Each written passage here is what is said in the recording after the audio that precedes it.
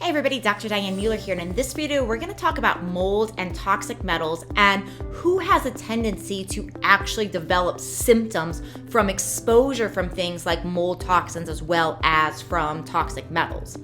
So first of all, there is a genetic anomaly that many people have. It affects actually about 24% of this population, and this genetic anomaly makes it so our immune system cannot appropriately tag certain toxins. When the immune system cannot appropriately tag certain toxins, it does not actually have the ability to remove them. It's like it doesn't see them. So this is a fairly common genetic abnormality. Now, just because somebody has the gene for one of these situations like I'm talking about, does not mean they develop the disease, right? Sometimes we can have a gene, but if the gene's not active, we don't actually get the disease. So it's really important to understand that. So when we're talking about the buildup of some of these toxins, what we're really talking about is total body burden. You see, the body has a lot of mechanisms for when toxins come in and getting the toxins out. So it's always this dance, right? We all get exposed to toxins every day. So ideally what we want to have happen is toxin comes in, toxin goes out, and basically the body is always managing that. But if we have a situation where we get exposed over and over and over again and the toxin comes in so much and the body can only remove so much of it, we have this gap.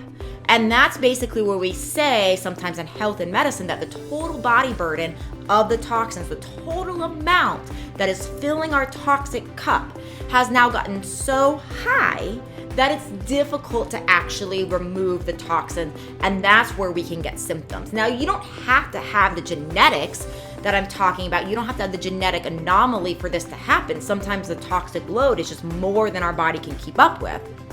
But if you do have the genetic that I'm talking about, it makes you more susceptible for these toxins building up faster because you don't have that ability for your liver and for your immune system to actually properly break down and get rid of these things because your immune system does not see them. So this can be explained sometimes why two people have a similar type of mold exposure or a similar type of exposure to other environmental toxins, and one person basically gets sick and they have symptoms, the other person does not. That oftentimes is explained by the fact that one person has a genetic anomaly where their immune system has a harder time breaking down the toxins and seeing the toxins. That person has a much lower threshold of the toxins that they can be exposed to and deal with. This is in contrast to another person who has tons of healthy genes and they're breaking down toxins totally fine.